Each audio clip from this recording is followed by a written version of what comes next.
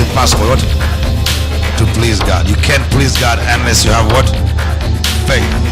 Having a close relationship with God on a daily basis is the most exciting thing.